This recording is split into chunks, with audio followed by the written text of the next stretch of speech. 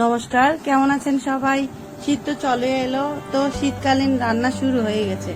আজকে রান্না করে দেখাবো কিভাবে মাছের তেল দিয়ে সবজি রান্না করতে হয়। প্রথমে মাছের তেলগুলো ভালো করে পরিষ্কার করে ধুয়ে নিতে হবে। ভালো করে পরিষ্কার করে না নিলে চিন্তা লাগবে, চিন্তা হলে খাওয়া যাবে না, তাই সাবধানে পরিষ্কার করে নিতে হবে। আমি আলু, বরবটি, গাজর সবজি নিয়েছি, আপনারা চাইলে আরো অনেক সবজি নিতে পারেন। এখানে তেলের পরিমাণ দিতে হবে একদম হালকা। আপনারা দেখলেই বুঝতে পারবেন আমি কত কম তেলেই রান্নাটা করেছি, কারণ এখানে মাছের তেল আছে, সেটা লক্ষ্য রেখে একটু করে তেল দিয়ে আমি পেঁয়াজগুলো সামান্য ভেজে নিয়েছি। তারপর মাছের তেলগুলো সবগুলো দিয়ে দিয়েছি। এবার একটু করে ভেজে নিলেই তেল বের হয়ে আসবে।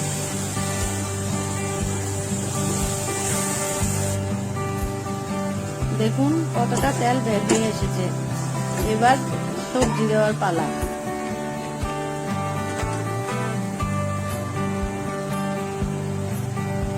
এখানে আপনারা চাইলে শীতকালীন সবজিও ব্যবহার করতে পারেন।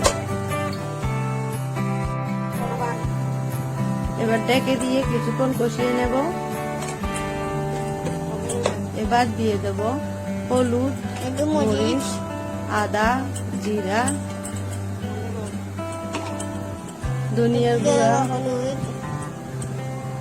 এক টুকরো তেজপাতা দেব, কারণ মাছের আষ্টের গন্ধটা যেন না থাকে। এবার দিয়ে দেব মশলাগুলো।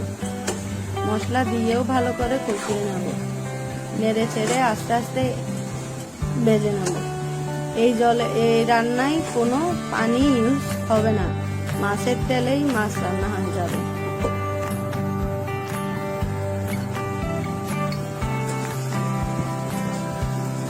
দেখুন কতটা পানি বের হয়ে এসেছে।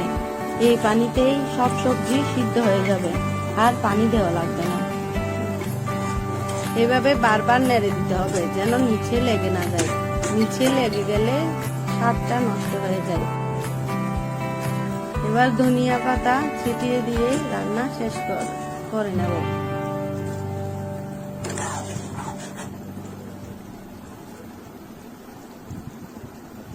পাশে থাকার জন্য ধন্যবাদ।